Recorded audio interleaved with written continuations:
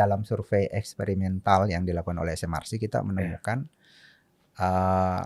ada pengaruh dari keputusan partai politik untuk mengusung calon presiden. Jika yang diusung itu adalah calon presiden yang tidak populer di masa pemilihnya, itu bisa menurunkan suara partainya. Jadi misalnya di PDIP yang paling populer sekarang adalah Ganjar Pranowo menurut masa PDIP. Kalau PDIP mengusung selain Ganjar itu bisa turun. Bisa turun ya. Suara mereka. Jadi sebetulnya memilih calon presiden ini bukan hanya untuk memenangkan presiden, tapi juga untuk partai politik sebetulnya. Tapi kan Mas Saidiman bukan relawan Ganjar ya? Bukan. Iyalah, pasti bukan lah. Ini supaya kita nggak tegang aja. Saya lihat kawan-kawan ini yang ada nih tegang melihat ini pembicaraan gitu kan. Nah, kita lihat ya Mas, sampai saat ini tuh yang paling tenang itu PDIP ya. Dari artinya dari aspek electability-nya.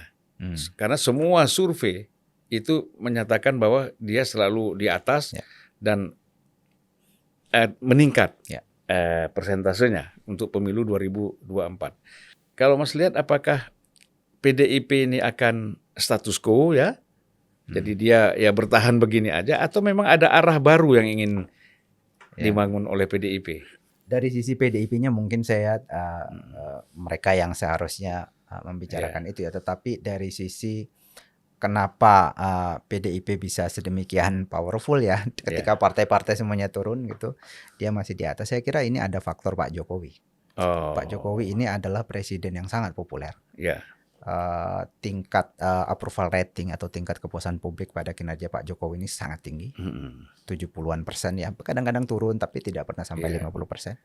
Bahkan ketika krisis ekonomi tahun 2020-2021 itu juga masih di atas 60% tingkat approval rating. Padahal kalau kita misalnya baca teori ekonomi voting ya, ada pendekatan di dalam studi mengenai perilaku pemilih sebut ekonomi voting, bahwa keadaan ekonomi itu akan mempengaruhi persepsi publik terhadap keadaan ekonomi itu. Kalau persepsinya negatif karena ekonominya buruk, kalau persepsinya negatif itu akan mempengaruhi penilaian mereka terhadap pemerintah yang ada di dalam. Itu juga approval ratingnya akan turun. Tapi ketika krisis, ada krisis, persepsi ekonomi publik turun, itu jauh sekali turun ya ketika COVID kemarin. Tapi approval rating pada Pak Jokowi tetap tinggi. Sebabnya apa itu, Mas? Ada beberapa penjelasan ya. Salah satu penjelasannya adalah walaupun ekonomi memburuk ketika itu, mereka sadar bahwa publik sadar bahwa ini sebetulnya bukan karena pemerintah. Ini sesuatu yang berasal dari luar. Kemudian yang kedua, mereka mengapresiasi kinerja pemerintah pusat di dalam menangani COVID-19 dan pemulihan ekonomi. Yang ketiga, ketika kita tanya ke publik, kira-kira tahun depan pulih nggak ekonomi? Itu mereka optimistis.